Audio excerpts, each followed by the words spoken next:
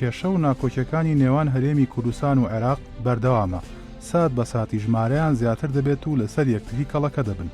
ئەو کێشانە و هۆکاری سەرهەڵدانیان هەرچیەک بن، ئەوە هاوڵاتیانی ئاساین کە باجەکەی دەدەن چۆن دەکرێت ئەو کێشانە چارەسەر بکرێن، چی کراوە و ڕێگر و لەمپەرەکان چین. هۆکاری پەرەسەندن و بەردەوامبوونی کێشە و ناکۆکیەکانی ئەمڕۆی عێراق بەگشتی و ئەوەی کەوتۆتە نێوان هەرێم و بەغدادەوە چین، ئەو ناکۆکیانە تاکوێ خوڵ بوونەتەوە. ئاستی کێشەکە گەڕێتەوە بۆ دروستبوونەوەی دەوڵەتی عێراق لە پاش با بڵێن ساڵی 2023. ئەو کاتێک کە گۆڕانکاری ڕیشەیی کرا با بڵێن لە پێکهاتەی دەوڵەتێک بە ناوی عێراقێکی کە وەکو دەوڵەتێکی سادە کە بووە عێراقێکی ئیتیحادی و فدرالی. ئەو کات ئەو شێوازە ڕێکەوتنێکە لەسەری کرا لەلایەن هێزە سیاسیەکانی ئەو کات و ئێستاش کە هەر ڕۆڵیان هەیە لە ساحەی سیاسی، ڕێکەوتنێکی کامڵ و کۆتاییان نەکردواتە شاکارێکی گشتگیری دەستوریان نەدا بەم دەوڵەتە تازەیە کە ناوی عێراقە. لەبەرەوە دەوڵەتێک دروست بوو بە ناوی عێراقێکی فدرالی تەنها بەناو، بەڵام لە ناوەڕۆکە ینی بەو شێوازە فدرالیە پێناسەکراوەی کە لە وڵاتانی دنیا هەیە ئەو دەوڵەتە فدرالیە دروست نەبوو. زۆربەی بابەتەکان ینی کێشەکانی ئەو کاتیش کە هەرما بۆ لە نێوان هێز و لایەنە سیاسەکان هەر بە هەڵواسرایی ماوە تا ئەم ڕۆژی لەسەر بێ. بۆیە بە تێپەڕبوونی کات ئەمانە تەراکمی کرد لەسەر یەکۆ بۆ هەتا ئێستا گەیشتۆتە حەدی ینی تەقینەوە خەریکە وای لێدێت ئیتر شتەکان لە دەست دەرئەچێ وە کۆی ئەو کێشانی کە بە تایبەت ینی کێشەی دەستوری و بنەڕەتین لەبەر ئەوەی چارەسەریان بۆ نەدۆزرایەوە ئێستا وردە ینی لە چوارچێوەکەی خۆی ئەچێتە دەرەوە بۆتە ململانەیەکی سیاسی زۆر ڕوون و دیار. لەبەرەوە ئەم کێشانە ئەگەر لە بنەڕەتەوە چارەسەر نەکرێت ینی حتمما بە تێپەڕبوونی کات تەقینەوە بە دوای خۆیان هێنێت و ئەم کێشمە سیاسەت بەم ناجۆری ئێستا ڕنگدانەوەی ئەبێ. بۆیە ینی بە تەسەووری من سەرەتای کێشەکان گەڕێتەوە بۆ ساڵی 2023 و بە تەراکمی ئەو کێشانە بۆ ئێستا ساڵی 2020 ئەبینین وردە لێکتێنە گەیشتنی هەموو لایەنەکان گەیشتۆتە ڕادەیەک ینی گەیشتۆتە ئاستێک کە ئیتر جێی قوبوڵکردن نییە و کێشەی لەسەر ئاستی شارەی عێراقی شەقامە کێشەی ڕاستەقینەی دروست کردووە و باری ئابوووریەکەی و دارایی عێراقیش بەم ڕۆژە گەیشتوەکەی سای بینین. یعنی هەر بۆ نمونە لە دوای ئەمەندە ساڵ لە تەجروبەی فدرالیەت لە عێراق ناکرێت عێراقێک بەم هەموو ئیمکانەتی کە هەیەی لەسەر و 135 میلیارد دۆلارەوە قەرزار بێ. ینی ئەمە پێمانەڵێ خۆی دەرەنجامەکەی پێمانەڵەکەم دەوڵەتێکی فاشلە و ئەم ئیتیحادی دروست بووە بەم شێوازێک کە ئیستا هەیە ئیتیحادێک و فدرالیەتێکی فاشلە. لە ڕاستی ئەگەر ئێمە کەمێک بگەڕێنە دواوە لە دوای پرۆسەی ئازادی عێراق یا ڕوخانی ڕژێمی سەدام پرۆسەی سیاسی لە عێراق بەگشتی پرۆسەیەک بۆ زیاتر عێراقیەکان ڕۆڵیان تێدا نەبووە. ئەم پرۆسەیە لەلایەن ئەمریکیەکان و بە هاوکاری هێزی دیکە لە هێزی ئیقلیمی پرۆسەی سیاسی لە عێراق داڕێژراوە و ئەم پرۆسەیە ڕوبەڕووی کۆمەڵێک مەشاکل و کێشەی گەورە بۆتەوە و یەکێک لەو مەشاکلانە ئەوە بووە کە بەشێکی زۆر لە هێزە عێراقیەکان لە ڕێگەی جیهەتی دیکەوە یا لەلایەن هێزی دیکەوە ئاڕاستەکراون و ئەو مەشاریعانەی کە لە عێراق دروست بوون و بەشێکی زۆریان حتا بە نووسینەوەی دەستوریش و کۆمەڵێک پرۆسی سیاسی دیکە لە هەڵبژاردنەکان و دامەزراندنی حکوومەتەکان ڕۆڵی عێراقیەکان ون بووە کەمتر بووە تایە. بۆیە دەبینیت ئەوەی کە لە عێراقەیە بەریەکەوتنی نێوان هێزە سیاسیەکانە لە ڕێگەی هێزی دەرەکیەوە و لایەنی دەرەکی واتوانین لایەنی ئیقلیمیش ئەگەر اختصاری بکەین ئەمانە ڕۆڵی گەورەیان هەبووە لە داڕشتنەوە و بیناکردنەوەی عێراقی دوای 2023 و ئەم کۆبوونەوەی ئەم هێزانە کە هەریەکەیان ئەجەندایەکی دژبەیەک و ئەجەندایەکی جیازیانە بووە وای کردووە کە لە ناوخۆی سیاسی عێراقدا ئەم ئەجەندا دژانە کۆبنەوە و بەریەکەون و پرۆسەی سیاسی لە عێراقدا بەرەو ناجێگیری بڕات. ئەمە سەرباری ئەجەندا سیاسیە ناوخۆیەکانیش کە بەردەوام دژی یەک بوون و کێشە و مەشاکلیانە بوو. یعنی بنیادنانەوەی پرۆسی سیاسی عێراق بنیادنانەوەیەکی تەندروست نەبووە، بنیادنانەوەیەک نەبووە کە بە قۆناغێکی مێژوویی لێک تێگەیشتنا تێپەڕی بێت، بەڵکو قۆناغێکی ڕاگوزەری خێرا بووە و هەر هێزێک لە هێزە سیاسەکانی عێراق هەوڵی داوە لەم قۆناغای زۆرترین دەستکەوت و زۆرترین مەساڵح و زۆرترین ئەوەی کە پێوترێت غەنیمەت بۆ خۆی یعنی ئەگەر بە مستەلاحێکی دیکە زۆرترین غەنیمەت بۆ خۆی کۆکاتەوە ئەمە وای کردووە کە کێشەکان قوڵتر ببنەوە و ناکۆکیەکان زیاتر بن و ئەم کێشانە بە تەنها کێشەی سیاسیش نین یعنی بەشێک لەم کێشانە دیوێک یا تابعێکی دەستوری هەیە قانونی هەیە دیوێکی دیکەی وەگوتم باسم کرد لایەنی دەرەکی هەیە دیوێکی دیکەشی پەیوەندی بە بەکارهێنانی سیاسیانەی ئەجەندای هێزە تایبەتەکانی ناوخۆی عێراقەوە هەیە هەموو ئەمانە کە بەر یەککەوتون سێرەکەی دۆخێکی ناجێگیری سیاسی لە عێراق دروست بووە و گرفتەکەش ئەوەیە کە سەرباری بوونی ئەم دۆخە ناجێگیرە سیاسیە ئەو چارەسەرانەی کە هەیە چارەسەری یەکجارەکی نین یەک گرفتەیە لە عێراقدا کە ئەتوانین زۆر جەختی لەسەر بکەینەوە لە نێوان هەموو هێزە سیاسیەکانە ئەوەیە کە نیەت و متمانە لە نێوان ئەم هێزانەیە ون بووە چونکە هەرێک لەم هێزانە پێی وایە کە بەرامبەرەکەی دەیەوێت تێکی بشکێنێت یا لە دەسەڵاتی کەم کاتەوە یا وەلاوی بنێت ئەم تێڕوان یعنی ئەم نەبوونی نیەتی باشە یا ئەم نەبوونی متمانە لە نێوان هێزە سیاسیەکانی عێراقدا ڕۆژ بە ڕۆژ دەبینین ئەم گرفتانە زیاتر قوڵبووەوە نا هەڵبژاردن چارەسەری دەکات وەنا یاساکان ئەتوانن چارەسەریانکەن هەتاکو ئەم نیەتانە هەتاکو ئەم متمانەیە لە ناو هێزە سیاسەکانی عێراقدا نەبێت بە نیەتێکی نیشتیمانی نەبێت بە نیەتێکی وەتەنی من پێم وایە گرفتەکان بەرەو قوڵبوونەوەی زیاتر ئەڕۆن و ڕەنگە لە قۆناغێکدا بگاتە حاڵەتی بەریەکەوتنیش جەوهەر و بنچینە و کرۆکی ڕاستەقینەی کێشە کەڵەکەبووەکانی نێوان هەرێم و بەغداد چین هەڵبژاردننی پێشوەخت ڕەوشی گشتی عێراق و پەیوەندی نێوان پێکاتە و لایەنەکان بەرەوکوێ دەبات کەواتەی نەسەر جەوهەری با بڵێن سڕ و نهێنی سیستمی سیاسی کەوا ئەکات دەستقراری سیاسی بەرهەم بێنێ فراهەم بکات ئەو وڵاتانە گەر بەراوردێکی بکەین ئەبێت سەیری هەندێک شیاکاری گشتیان بکەین ینی بۆ نموناگە لە لایەنە دەستوریەکەەوە سەیریکەن حتمما دەستور ئەو دەستگایانە دروست ئەکات کە ئەبنە دەستگایەک بۆ غەربەلەکردن واتە بۆ هەڵەنجانی ئەو چێشمە سیاسیانی کە لە نێوان لایەنە سیاسەکان و لە کۆی کۆمەلگاکە هەیە ڕێکیان ئەخات ئەخرێتە ناو ئەو دەستگایانەوە شیکار ئەکرێت و چارەسەرەکانی بۆ دۆزرێتەوە چارەسەرەکان جارێکی ترێتەوە ناو کۆمەلگا ئەمە نهێنی سەرکەوتنی ئەو سیستمانن کە پێیان درێت سیستمی پێشکەوت و ئەوانەی تا ڕادێکی باش دیموکراتیان تێر لێرە ئەو حەلقەیەمان نییە تۆ گەر بۆ نمونە ئینسان لە دنیای سیاست تا سەیریکەن فدرالیت بە شێوەیەکی گشتی یعنی یەکێک لە با بڵێن دابەشکاریەکانی ئەوەیە بۆ کوێی وڵاتانەمە ڕاستە ئەو مامەڵەی کە لە نێوان یەکەکانی دەوڵەتی فدرالی هەیە یا تەعاونیە هاوکاریە تەنافوسی ینی تەنافوسی بە معنا دەستوریەکەی واتە ململانەیەکی دەستوریەکرێ ئەمەی لە عێراقیە تەساڕوحیە ینی مسارعەیەوەی کە تۆ باست کرد چونکە مناتەحەیە چێ ئەتوانێت بخات ینی ئەوەنێ چێ یارمەتی چێبا یا چێ ململانێ بکات بۆ ئەوەی یەکە دەستوریەکە فدرالێکی خۆی پێشتر بخات کە ئەمە حەقێکە مافێکە لە هەموو وڵاتانی فدرالی هەیە ینی زۆر ئاساییە لە نێوان یەکە فدرالەکانە منافەسەی ئابووری هەیە منافەسەی سیاسی هەیە بەڵام تەقنین کراوە چوارچێوەیەکی دەستوری پێدراوە و نابێ هێڵە گشتەکانی با بڵین استقراری سیاسی وڵاتە لە دەست بات ینی تۆ ناتوانانی لە ماڵی خۆتە ئەمین بی ئەگەر ماڵی دراوسەکانیشە ئەمین نەبێ ینی ئەمێ ئەسڵی ئەو کێشەی کە لە عێراقەیە خاڵێکی تر هەوەیە لە عێراق با بڵێن پرۆسی سیاسی پرۆسەیەکی تەندروست نییە چۆن ئێمە لە وڵاتانە ئەیبینین کولی 4 ساڵێکا 5 ساڵێک بەپی تایبەتمەندی هەڵبژاردنەکان پرۆسەیەک هەیە دیاری کراوە مدەیەکە بۆ ململانە سیاسیەوەتە پرۆسی هەڵبژاردننی تیان ڕوئەدان کاتێککە پرۆسی هەڵبژاردن ڕوئەدات و خەریتێکی سیاسی دروست دەبێت لەسەر ئەساسی ئەم خەریتە سیاسی تر مامەڵە بە سیستمە سیاسەکەەوە کرێن لە عێراق ئەگە دیقەت بین 24 سعات هەموو هێزە سیاسەکان و لە کۆی 366 ڕۆژەکەی ساڵە بەردەوام لە ململانی ینی تۆ بەردەوام لە بانگەشی هەڵبژاردنەی ئەوە نییە بڵێن سا شتێک هەیە لە ڕاگەاندن باسەکرێڵە تای هەڵبژاردن مانگێکەوانی لە عێراق تای هەڵبژاردن کولی 4 ساڵەکەی بەردەوام چکە تۆ پێش هەڵبژاردنەکە بەردەوامەوە تا ململانە سیاسەکانە بینی لە هەڵبژاردنەکە شامل ململانە سیاسەکانە بینیت لە دوای هەڵبژاردننی شار بەردەوامە بێ ململانەی سیاسی و خۆ دەرخستن و قسە فڕێدان و بۆ کۆکردنەوەی دەنگ بە شێوەیەکی ناتەن دروست لە عێراقا ینی ئەمە باسی هەموو عێراقەکەین بە بەردەوامی هەیە و دەرەنجامی هاوڵاتی کە سەیریەکە دەرەنجامێکی سلبیە بینێ یعنی تۆ هەموو ئیشێک بە نەتیجەکەی پێوەریەکەی. سیستمێکی سیاسی تێماڵن دیموکراسیە، باشە دەرەنجامەکەی ئەم پاشاگەردانیەکەی بین. کەواتە ئەمە پێمانەڵێ کۆی سیستمەکە سیستمێکی ناتەندروستە.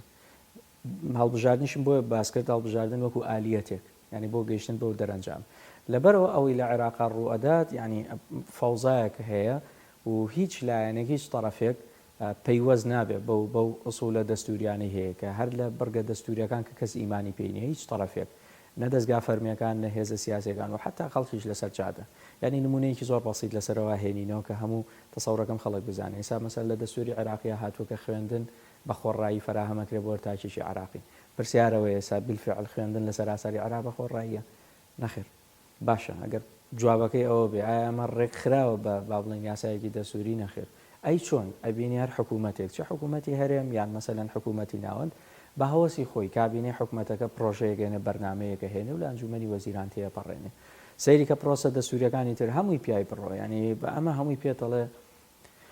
کێشەیەکی قوڵ و بنەڕەتی هەیە. ئەمان گەر چارەسەرێکی بنەڕەتی بۆ نەدۆزرێتەوە بە تەسەوری من ینی عێراق تەمەنی ئەوەندە درێژ نابێت بەم شێوازەی کە ئێستا هەیە و ئەو پرۆسەیەش کە ئەگەر دیقەت بن مەسەلەن ئێستا هێزە سیاسەکان ڕێکەوتون لەسەرەوەی کە مانگی شەشی ساڵی ئایندە هەڵبژاردن بکرێت. ینی ئەگەر سەیری بکەی معتایەتەکانی کە هەن تۆزە زەحمەتە هەڵبژاردن بکرێت. چکە نمونەیەکی بەسیتیش بۆ ئەوە هێنین و جارێکی تر. ئێستا تۆ هێزە سیاسەکان تەواو لە یەکتر دوورن، هەمووی بە شیعەت بە سونەت بە کوردت هەمووی پەرتەوازە و دوورە. ئەم پرۆسەیە پێویستی بۆ نمونە ینی پێویستی بە پارە هەیە. مفاوضی مستەقلەی انتخابات لە عێراق ئەڵێ ینی وەکو با بڵێن بودجەیە کە داوایان کردو سەرەتایی سەر و 300 میلیۆن دۆلاریان داوا کردەوە ئەم پرۆسەیە. باش تۆ پێم ماڵێ کەواتە 300 میلیۆن دۆلار لەم مۆزەکە ئیسا هەیە دابی نەکرێت ئەما گەر زیاتریش نەبێت دوایی. یعنی ئەمە هەمووی پرسیارن ڕوبەڕووی ئەم هێزە سیاسیانە بێتەوە لە عێراق، ڕوبەڕووی کۆی پرۆسە سیاسەکە بێتەوە لە عێراق و یعنی وەڵامەکەشی ئەستەمە بتوانی بڵێ بەم شێوازە مامەڵەکردنی ئێستا هەرێم و بەغدا چه بەغدا وەکو خۆی کۆی با بڵێن سیستمەکە چه هەرێم وەکو کۆی ئەوەی کە ئێسای بینین بەم جۆرە مامەڵەکردن تۆزێک ئەستەمە بگەیتە دەرەنجامێکی باش کە جێی ڕەزامەندی شارەی عێراقی بێت. لە ڕاستیە هەموو هەڵبژاردنێک بۆ عێراق ئەبێ ئێمە چاوەڕێی مفاجئە بکەین. یعنی کە ئەڵێن مفاجئە خۆی ڕاستە پرۆسەی هەڵبژاردن خۆی مفاجئەیە، بەڵام ئێمە دەبێت چاوەڕێی مفاجئەی سلبی لە هەموو انتخاباتێک لە عێراق بکەین. لەبەرەوەی پرۆسەی دیموکراسی لە عێراق پرۆسەیەکی جێگیر نییە. دەشێت دەم انتخاباتە و بەگشتیش مادام کە تۆ پرۆسەی دیموکراسی لە عێراق پرۆسەیەکی جێگیر نییە و ئاڵوگۆڕکردنی دەسەڵات ئەو هێزانەی کە لە ناوخۆی عێراقدا پیادەی ئەم پرۆسەی ئەەکەن پێیان وایە کە مەفهومی دۆڕاندن یا مەفهومی ئەوەی کە لە ناو هەڵبژاردنەکانە هەیە بردنەوە یا دۆڕاندن بە چاوێک سەیریەکەن یعنی وەک کێبڕکێ تەماشای ناکەن. لە عێراقدا ینی انتخابات بۆ ئەوەیە کە تۆ دەسەڵات و سوڵتە و غەنیمەت و پارە و ئیدارە وەرگریت و وا بکەی فەرزی ئەفکار و ئایدیا و بیر و بۆچوونی خۆت بکەیت، نەک ئەوەی کە تۆ پرۆسەی سیاسی بەرەو جێگیری و بەرەو چارەسەری کێشەکان بەری. تۆ سێری کە ئێمە هەموو ئەو دەسەڵاتانەی کە ئەو انتخاباتانەی کە لە عێراق کرا و هێزە سیاسەکانی گۆڕیوە یا مەسەلەن ئەگەر هێزە سیاسەکەشی نەگۆڕی بێت لووتکەی دەسەڵاتی گۆڕی بێت سێرەکەی هەموو ئەو کەسانی کە هاتوون دەسەڵاتیان وەرگرتووە لە ڕێ هەڵبژاردنەوە هیچ شتێکی وایان پێشکەش نەکوڕە بۆ عێراقیەکان بگرە کێشەکان زیاتر قوڵبوونەتەوە. هەمووی ئەجەندای جوانی هەیە، بەرنامەی انتخاباتی ڕێکوپێک عەرزەکات، بەڵام وەگوتم کە دێتە سەر پراکتیک ئەو ئەجەندایی کە خۆی ئەوێت فەرزکردنی ئیرادە و فەرزکردنی هەیمەنە و دوورخستنەوەی نەیارەکانی بەشێکە لە ئەجەندای پشتی ئەجەندا ڕاگەندراوەکەی کە لە انتخابات تا بانگەشەی بۆ کات. بۆیە دەبێت یعنی وەگوتم دەبێت ئێمە چاوەڕێی شتی مەترسیدار لەم انتخاباتە بکەین، چونکە انتخاباتی پێشوەختە کە ڕاگەنراوە بۆ چارەسەرکردنی کێشەکانە، بۆ ئەو هەموو خۆپیشاندانانەی کە لە عێراق ڕوویاندا، ئەو هەموو شەید و قوربانی کە لێکەوتەوە. ئایا ئەم انتخاباتە ئەتوانێت عێراق لەو دۆخە خراپەی کە تێیدایەتی لە قەیرانی دارایی، لە قەیرانی سیاسی، لە قەیرانی نەبوونی خزمەتگوزاری، لە قەیرانی ناجێگیری سیاسی، لە قەیرانی ئەمنی، ئایا توانێت لەم قەیرانانەوە بیخاتە دۆخێکی باشتر ئەگەر ئەمەی نەکرد انتخابات من پێم وایە ڕەنگە ئەمە دوا دەرفەتیش بێ بۆ عێراقیان وەتەن تەنانەت دوا دەرفەتیش بێ لای هێزە ئەقلیمیەکە هێزە نێودەوڵەتیەکان بە تایبەتی ئەمریکا و ڕێکخراوی نەتێگرتوەکان زۆر فۆکسیان لەسەر ئەم هەڵبژاردنێ فەڕەنسیەکان زۆر چایان لەسەر ئەوەیە کە ئایا ئەم انتخاباتەی ساڵی ئایندا لە عێراقا کرێت چی بۆ عێراقیەکان پێشکەشەکات ئەگەر دۆخی سیاسی بەم شێوەیە و کێشەکان زیاتر قوڵبوونەوە من پێم وایە کۆمەلگەی نێودەوڵەتی و خودی عێراقیەکانیش دەبێت لە ئێستاوە بیر لە چارەسەرێکی دیکە بکەنەوە غیری چارەسەری انتخابات و دیموکراسی ئیمما ئەوە تەگەڕانەوە بۆ دەورانی ڕابردوو کە ئەمە لەلایەن هیچ هێزێکی سیاسی و قوبولکراو نییە ئیمما ئەوەتانێکە بیر لە دابەشبوونی عێراق بکرێتەوە و وا بکرێت کە هەر هێزێک لەم هێزانە بۆ خۆیان ئیدارەی ناوچەکانی خۆیان بدەن و بە شێوەیەک بێکە تووشی بەریەککەوتن یا ئەوەی کە پێوترێت سلمی ئەهلی لە عێراق نەکەوێتە مەترسیەوە چونکە ئەگەر ئەو انتخاباتە وەگوتم ئەو گۆڕانکاریان دروست نەکات یەکێک لەو مەترسیانەی کە ئێستا بەشێکی زۆری ناوەندەکانی دراسات و خودی عێراقیەکان و خودی نخبەی سیاسیش تەوەقعی کردووە پێشبینی ئەکات ئەوەیە کە عێراق بگوازرێتەوە بچێتە قۆناغی بەریەکەوتنی کۆمەڵایەتی و یا ئەوەی کە پێوتێت تێکچوونی سلمی ئاهلی کە خوا نەخواستە لەمەیە نەک نخبەی سیاسی بگرە هەموو عێراقیەکان و منتیقەکەش زەرێکی زۆرەکات. ئەو ناکۆکی و کێشانەی لە عێراقدا هەن دەگەنە چه قۆناغێک ئایا ئەگەری بەریەکەوتنی کێشە و ناکۆکیەکان لە ئارادایە؟ خۆی هەردوو لە بەشێکن لەم وەزعە وەکو باسم کرد وەلی فدرالی استقراری بە تەعاون و ینی هاوکاریکردن استقرار بەدەسەهێنی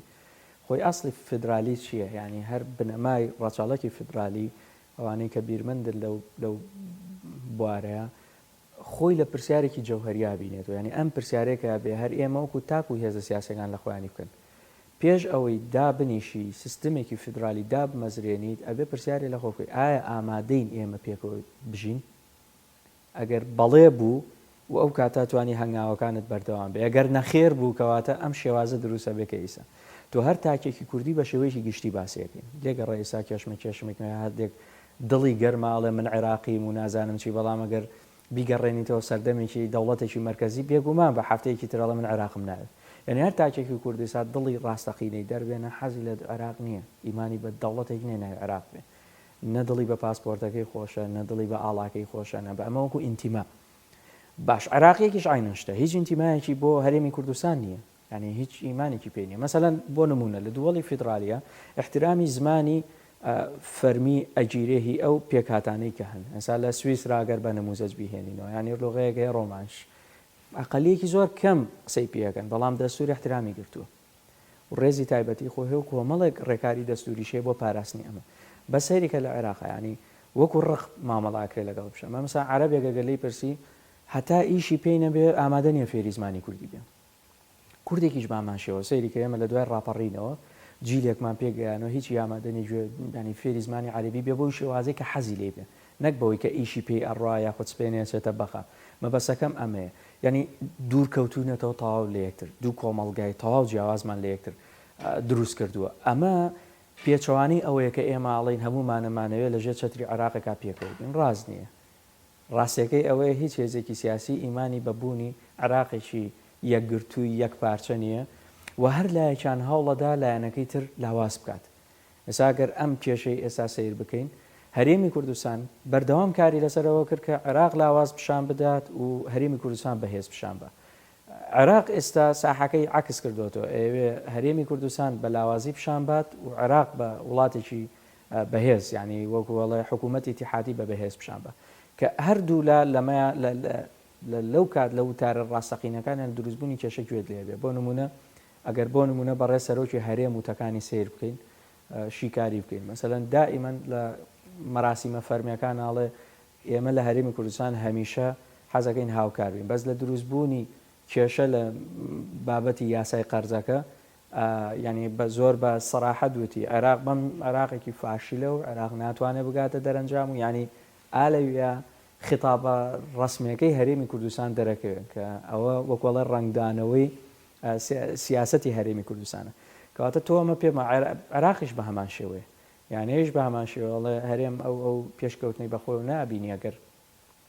بە پارەی بەسڕانە بێ ئەگەر ئێمە نەبینەکە پارەی بەغانە بێ هەرێم وجودی نیە اقتصادی نیە کەواتە هەردوو لا ئیشەکەین لەسەرەوەی اقتصادی یەکتر لاوازکەین یعنی دلیلێکی تر لەسەر ئەو ململانەی کە هەیە لە بوارە خەدەمیەکانە یان ئەو بوارانی پێویستە بە ژیانە مەسەلەی کشت و کاڵ سەیریکە هەرێم و بەغا چەندێک لە ململانیان لەسەر و بابەتە هەر لە گەنمی جوتیارانەوە سەیریکە هەر لە بابەتی هێلکە و مریشک و نازانم چی و بابەتانی ترکە یعنی لە هیچ وڵاتێکان بابەتە بوونی نییە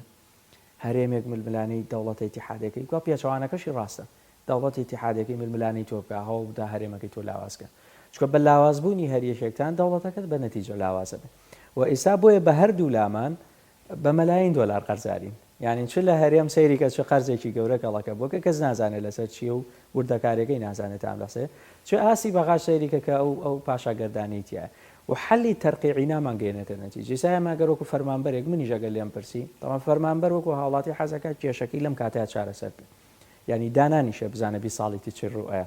ئەو ئێوێ ئەم مانگە دوو موچەوە گرێ وەکو بەغا بەڵام ئەگە تۆ زێلی وردبینەوە تۆ دەوڵەتێکی وەکو عێراق بە قەرزە چێتە سەر باشام دوو مانگە دوو موچەوە گرەی دوای ئەوە یعنی ئێستا مەسەلەن نەوی یاسای موازنەی تازەیەگە سەیریکەی ئەو راپۆرتە سەرەتاییانەی کە هەن لە بەغا ئەڵێ نسبەی لە 150 فەمان فەوقی بۆ میزانی دەوڵەتی عێراقی بۆ 2021 کورتێنانی تیاپێ هەندێک راپۆرت دەڵێ لە 165 کورتێنانە بێ ئەمە چیمان پێڵێ ینی ئێمە هەرێمیش و بەغاش و هەمومان لە بەردەم مەترسێکی زۆر گەورەیان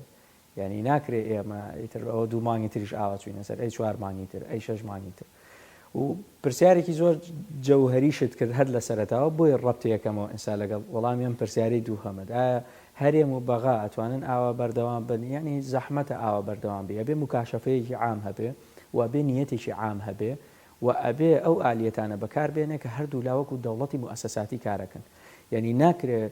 مزایدات بەردەوام بێ بەڕاستێکی ئەسا هەر تەرەفێک مزایداکات هەر تەرەفێک بە جۆرێک لە جۆرەکان بانگەشەی هەڵبژاردنەکات ئەمە نادگەێنێتە دەرەنجامێکی باش ئەبێ هەردوو لا قەنەواتی ینی هەر بۆ نمونە بێڵێن تۆ لە وڵاتێکی فدرالی وەکو ئەڵمانیا سەرۆک وەزیرانی جێگیری سەرۆک وەزیرانی هەرێمێکی وەکو باڤاریا یان سانان هەڵدا هەر شوێنێکی تر 24 ساعت لە تیارانیە بۆ لای مێرکل بێت و بڕوا تابزانم میزانی ویلایەتەکەم قەنەواتی دەستوری خۆ سیاقاتی دەستوری خۆی هەیە ینی لە مادەی 106 و 107 دەستوری ئەڵمانی ئیتیحادی بڕۆسەیریکە ئەدەق تەفاسیل لە یادیاری کراوە انتیزاماتی من چییە حقوقم چییە انتیزاماتی اتحادی چییە حقوق اتحادی چییە یعنی ماناوی دیاری کراوە لە وڵاتێکی وەک ئەمریکا حاکمی ویلایەتەکە 24 ساعت جانتایشی پێ نیە لە تارێکا بڕۆ بۆ واشنگتن بزانم ترامپ 20 میلیۆن دلار مەیاتیانە بێت ئەمە نییە لە وڵاتانی ئەوانەی کە با بڵێن دیموکراتی پێشکەوتون و خاوەن دەستورێکی ڕەسینن و با بڵێن ناسنامەیەکیان و ئینتیمایان هەیە گرنگترین شت ئێستا نەمانی ئەو ئینتیمایە ئینتیما بۆ هەموو شتێک یعنی هیچ کەس ئینتیمای بۆ هیچ شتێک نەما لە حقیقەتدا کە ئەڵێن ئەگاتە قۆناغی بەرێکەوتن ڕەنگە ئێمە هەندێک لە مەحات و هەندێک مواقفی دیاریکراویشمان هەبوو بێ لە عێراقا لە دوای 2023 ئەم جۆرە بەرێکەوتنانە ڕووی دابێت مەسەلەن ئەوەی کە لە دوای ڕیفراندۆمەوە بینیمان تا ڕادێک بەریەکەوتنی سەربازی نێوان هەرێم و حکومەتی مەرکەزی بوو لەسەر مەسەلەی ڕیفراندۆم ئەوانە وەک وتم لە عێراق داوای کە جەناوت باست کرد چەقبەستوی سیاسی هەیە لە ئیدارەدانە لە پرۆسەی سیاسیە گرفتێکی دیکە هەیە ئەوەیە کە بەشێکی زۆر لەم هێزە سیاسیانە ئەجەندای بەرامبەر ناخوێننەوە یعنی گوێ بۆ یەکتر ناگرن دائنیشن لەسەر مێزی گفتوگۆ کۆ ئەبنەوە بەڵام ئەو بەڵێن و ئەو عودانەی کە بە یەکتری ئەدەن و ئەو ئیتیفاقاتانەی کە ئیمزایەکە ناچێتە بواری جێبەجێکردنەوە تەنانەت ئەم حاڵەتە بە نووسینەوەی دەستوریشەوە دیارە یعنی بەشێکی زۆر لە مادە دەستوریەکان ئێهمالەکرێت یعنی عێراق ڕەنگە لە ڕووی دەستوری ڕەنگە لە ڕووی پرۆسەی سیاسی بێوێ نەبێت لە ناوچەکەدا بەڵام لە ڕووی ئیدارەدان و کە دێتە سەر پراکتیک و واقع سێرەکەی دۆخەکە بە شێوەیەکی دیکەیە ئەمەش وەگوتم پەیوەندی بە یەکەمیان پەیوەندی بە ئەجێندای سیاسی هێزەکانەوە هەیە لە ناوخۆی عێراقداوانەی کە ممارەسەی پرۆسەی سیاسیەکان بەشێکی دیکەش پەیوەندی بە ئەجێندای دەرەکی و ئیقلیمیەوەی کە ئەم هێزانە تەحریگەکەن و ئەیان جوڵێنن بۆیە ئەگەر بمانەوێت ئەم کێشانە لە عێراقدا چارەسەر کرێت دەبێت چارەسەرەکە چارەسەرێکی گشتگیر بێت چارەسەرێک نەبێت تەنها لەسەر بنەمای سیاسی دەبێت چارەسەرەکان چارەسەری تەشریعی بێت چارەسەری دەستوری بێت چارەسەرێک بێت کە حتاکو ئەطرافی سێم و هێزی دیکەی دەرەکیش بە نیەتێکی چارەسەریانەوە بێنە ناو دۆخی سیاسی عێراقەوە هەوڵ بدەن ئەم کێشانە چارەسەرکەن و گرفتەکان لە عێراق وەگوتم گرفتی بنیەوین گرفتێک نین مەسەلەن زادەی ڕۆژ و دوو ڕۆژ بن ڕاستە بەشێکیان دروستکراون لەلایەن هێزە سیاسیەکانەوە ئیستیغلالەکرێت هەندێک مواقف هەندێک ئاماژە هەیە کە ئەمانە لە ئیدارەدانی سڕاع و ململانەکانە هەریەکان وابەستەی کۆمەڵێک مەرج و شڕوت و کۆمەڵێک سیاسەتی دیاریکراون بەڵام لە ئەساسدا ئەم کێشانە گوتم کێشەی بنیەوین مەسەلەن کێشەی کورد لە عێراقدا کێشەیەکی بنیەویە زادەی دوای پرۆسی دوای ڕوخانی سەدام نییە کێشەی سوننا کە لە دوای 2023 سەری هەڵداوە کێشەیەکە کە خۆی هەز بە غوب نەکات هەز بە زوڵ مەکات کێشەی شیعە لە عێراقدا کێشەیەکە پەیوەندی بە زاکیرەی مێژوویەوە یعنی بیرەوەری مێژوویەوە هەیە دائیمەن پێی وایە کە ئەگەر قۆناغێک لە قۆناغەکانە ئەو هەموو مەعاناتی بەرامبەری کراوە بە هەر شێوەیەک بێ کە ئێستا دەسەڵاتی گرتووەتە دەست نایەڵێت مەسەڵەن ڕێگە نادا جارێکی دیکە بەو شێوەی جاران مامەڵەی لەگەڵ کرێت بۆیە ئەوەی کە لە ناوخۆی عێراقدا هەیە دەچمۆ سەر ئەوە سێشتا یعنی سێ حاڵەتە کە ئەمە پێویستی بە ڕاستکردنەوەی هەیە پێویستی بە ماوەیەکی دوور و درێژ هەیە هێزە سیاسیەکان کاری لەسەرکەون یەکەمیان نیەت دووەمیان متمانە سێمیان وەلاوەنانی ترس ئەم سێ خاڵە زۆر گرنگە کە ئەمانە پەیوەندیان بە سەقافەوە هەیە پەیوەندیان بە ڕۆشنبیریەوە زیادکردنی وەعیەوە هەیە پرۆسەی سیاسی لە عێراق یعنی تۆ تەماشاکە لە عێراقدا ئێمە گرفتێکی گەورەمان هەیە نە حکومەتی مرکزی و نە حکومەتی هەرێم ئەگەر ئێمە لەم دوانەیە وێنای ململانەکە بکەین بە شێوەیەکی دروست نە حکومەتی عێراق و نە حکومەتی هەرێم ممارەسەی یا پیادەی دەسەڵاتەکانی خۆی ناکات لە عێراقدا بە شێوەیەکی دەستوری هەرێم پێی وایە کە حکومەتی عێراقی غەدری لێکات و حکومەتی عێراقیش پێی وایە کە هەرێم پابەندی بڕیار و ڕێنمایەکان و یاساکانی نابێت یعنی حکومەتی عێراقی بە هەرێمی کوردستان لە دەولە داخلت دەولە ئەوەی کە هەرێمی کوردستانیش بە حکومەتی مرکزیڵێت کە گەڕانەوەی دەسەڵاتی ئیستیبدادی و ئەوەی کە پێوترێت ستەم و ئەوانە یعنی بە جۆرێک لە جۆرەکان سێرەکەی لە هەردوو لاوە تێنەگەیشتنێکەیە لە مەفهومی ئیدارە تێنەگەیشتنێکەیە لە مەفهومی عملی سیاسی تێنەگەیشتنێکەیە لە فیدراڵیەت یعنی یەکێک لەو مەفهومانەی کە لە عێراقدا نە هەرێمی کوردستان لی تێگەیشتووە و نە حکومەتی مرکزیش تێگەشتووە و تا ئێستاش تەقبولی ناکەن مەفهومی فیدراڵیەتە یعنی فیدراڵیەت چییە دەسەڵاتەکان چین تەوزیعاتی ئەمە یعنی ئەمە پێویستی بە سەقافەیەکەیە کە سەقافەیەکی گشتگیر هەیە وەم سەقافەیە بەڕاستی دەبێت لە نوخبەی سیاسیەوە سەرەتا ئیشی لەسەر کرێت ئەگەر نوخبەی سیاسی لە عێراقدا ئەم وەعیەی لا دروست نەبێت و لە مەفهومەکان تێنەگات پێم وایە بە ئاسانی ئەمە شۆڕە بێتەوە بۆ خوارێ و خوارەوەش مەسەلەن بە ئاسانی ناتوانێت ئەم دەستەواژانە هەزم کات ویان زۆر جار نوخبەی سیاسی ئەم تێنەگەیشتنە ئیستیغلالەکات بۆ ئەوەی کە زۆرترین حەشد و جەماوەر لە دەوری خۆی بکاتەوە وای لێ بکات بەکاری بێنێت بۆ ئەجەندایەکی دیکە غێری ئەجەندای ئیدارەدان و نیشتیمان و نەتەوە کە ئێمە زۆر لە عێراق پێویستمان پێیەتی بە شێوەیەک لە شێوەکان بگەڕێنەوە بۆ مەفهومی دەوڵەتی پێکەوە ژیان نەک دەوڵەتی پێکەوە ناکۆکبوون و ئیدارەدانێکی ناتەندروست بەڕاستیەوە گوتم ئەوەی کە لە عێراقەیە بەشێکی زۆری کێشەکان کێشەی وەگوتم بنیەوین و بەشێکی تریان کێشەی دەستورین و بەشێکی دیکەیان کێشەی سیاسین و هەندێکیان ئەجێندای دەرەکیە کە بەردەوام لە ناوخۆی عێراقدا ئیش دەکات و نایڵێت ئەم دەوڵەتە بەرەو ئارامی بڕوات